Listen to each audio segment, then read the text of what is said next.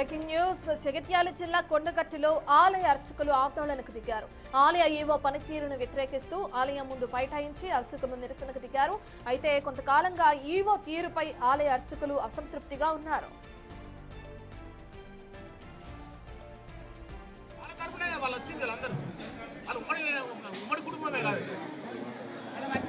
Birthday కూడా ముఖ్యమంత్రి కుమారుడు అక్కడ మంత్రి నారా లోకేష్ గారి యొక్క బర్త్డేను వచ్చింది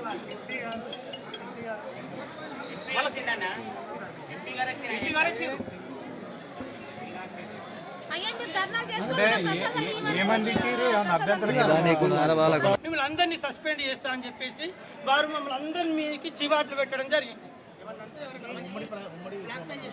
వారు మరి వాళ్ళు మనకు మొన్ననే 36 కోట్లు పెట్టేసి మనకు సత్రాలు కడుతున్నారు కదా. ఎమ్మెల్యే గారు స్వయంగా చెప్పారని చెప్పేసి మేము చెప్పడం, వారికి పూజలు చేయడం ధర్మం కాదా? చెయ్యొద్దా? అన్యాయమా? వాళ్ళందరూ లోపలికి వచ్చారని మా మీద ఆరోపణ. లోపలికి రాకుండా మీరు కాపాడాలి. మీరు ఎవరెవరు రావాలో మీరు చూసుకోవాలి. ఆఫీస్ వాళ్ళు, అది మాకే సంబంధం. ముందరికి ఎవరు వస్తే వాళ్ళకి మేము అర్చన చేస్తాం, దర్శనం చేయిస్తాం. ఈ విధంగా మమ్మల్ని లోపల చివాట్లు పెట్టాడు కాబట్టి మాకు న్యాయం కావాలని చెప్పేసి మేము వచ్చి కూర్చున్నాం. గత 2-3 నెలల నుంచి అర్చకులందరినీ ఇట్లా తీసేస్తుండు, ఇష్టం వచ్చినట్టు మాట్లాడుతుండు. అర్చకులకు విలువ ఇవ్వడం లేదు, గౌరవం ఇవ్వడం లేదు. అర్చకులు అంటే తన కింద సఫాయి వాళ్ళలాగా, పనిచేసే వాళ్ళలాగా చులకన చూడడం జరుగుతుంది. ఏమన్నంటే ప్రతి ఒక్కరిని మీరు అడగండి దయచేసి. మీరు ఒకసారి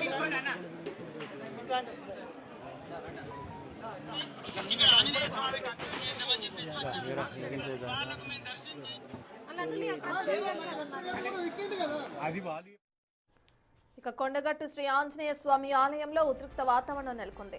ఆలయ ఈవో శ్రీకాంతరావు వైఖరికి నిరసనగా అర్చకులు రాజగోపురం ముందు ధర్నాకు దిగారు. ఓ రాజకీయ పార్టీకి చెందిన నాయకులు ఒకేసారి గుంపుగా ఆలయంలోకి ప్రవేశించడంతో ఆలయ ఈవో అర్చకులను మందలించినట్లు సమాచారం. ఈ నేపథ్యంలో అర్చకులకు ఈవోకు మధ్య వివాదం నెలకొంది. అర్చకుల ఆరోపణల ప్రకారం ఈవో తన అధికారాలను దుర్వినియోగం చేస్తూ అర్చకులను జిల్లా స్థాయి అధికారులను సైతం దుర్భాషలాడుతున్నట్లు ఆరోపించారు. ఈవోపై తక్షణ విచారణ చేపట్టాలని, ఆలయ పరిపాలనలో సమగ్ర మార్పులు తీసుకురావాలని అర్చకులు డిమాండ్ చేస్తున్నారు.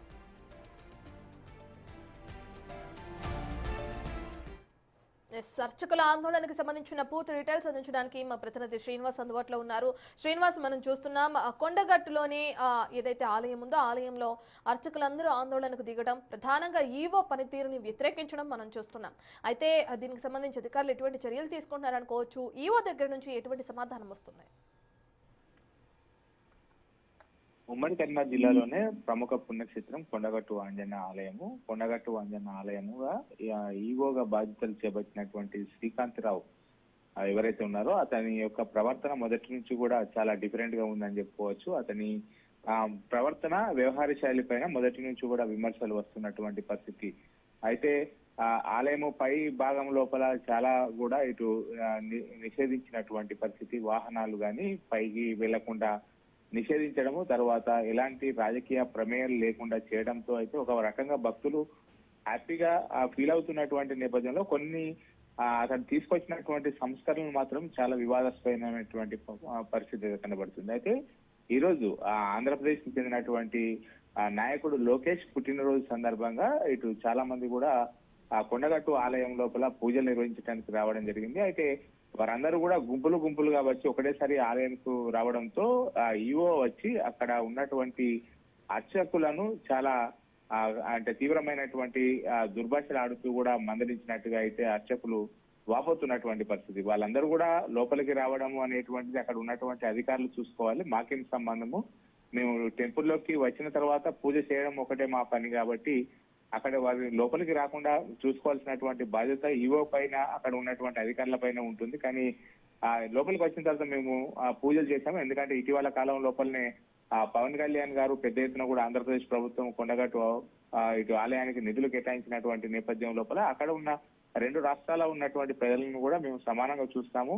ఆ నాయకులను కూడా ఇక్కడికి వచ్చి పూజలు చేసేటువంటి సమయం లోపల ఈవో వచ్చి తమను ఇష్టానుసారంగా బైఠాయించారని చెప్పి వారందరూ కూడా ఆలయం లోపల పనిచేస్తున్నటువంటి అర్చకులు అందరూ కూడా రాజగోపురం ముందు బైఠాయించడం అయితే చర్చనీయాంశంగా మారింది. ఎందుకంటే ఈవోకు ఆ అర్చకులకు మొదటి నుంచి కూడా ఇటు చాలా విషయాల లోపల విభేదాలు తలెత్తుతున్నటువంటి నేపథ్యంలో ఇప్పుడు అర్చకులు అందరూ కూడా ఆ రాజగోపురం ముందు వచ్చి ధర్నా చేయడం అయితే చర్చనీయాంశంగా మారినటువంటి పరిస్థితి కనబడుతుంది. రోజు రోజు ఈవో తీరు చాలా వివాదాస్పదం అవుతుంది. నిత్యము ఇక్కడ వివాదాలకు కేంద్ర బిందువు అవుతున్నాడు కాబట్టి ఈవోను మార్చాలని చెప్పి కూడా చాలా రోజుల నుంచి కూడా డిమాండ్ ఉన్నటువంటి నేపథ్యం లోపల ఈ రోజు అర్చకులపై మండిపడడంతో వాళ్ళందరూ కూడా రాజగోపురం పైన ఇటు ముందు ధర్నా చేసినటువంటి పరిస్థితి. ఈ విషయాన్ని అక్కడ ఉన్నటువంటి నాయకులు ఎమ్మెల్యే దృష్టికి తీసుకెళ్లడంతో తాను ఈవో మీద చర్యలకు పై అధికారులకు ఇటు ఫిర్యాదు చేస్తానని చెప్పి చెప్పడంతో అయితే వాళ్ళ ఆలయ అధికారులు శాంతించినట్టుగా అయితే తెలుస్తుంది. దీనిపైన ఇప్పటికీ ఈవో శ్రీకాంత్ ను వివరణ కోరే ప్రయత్నం చేయగా అతడు ఇంకా వివరణ ఇచ్చేటువంటి ముందుకు రాని పరిస్థితి కనబడుతుంది మనకు. Right, thank you Srinivas.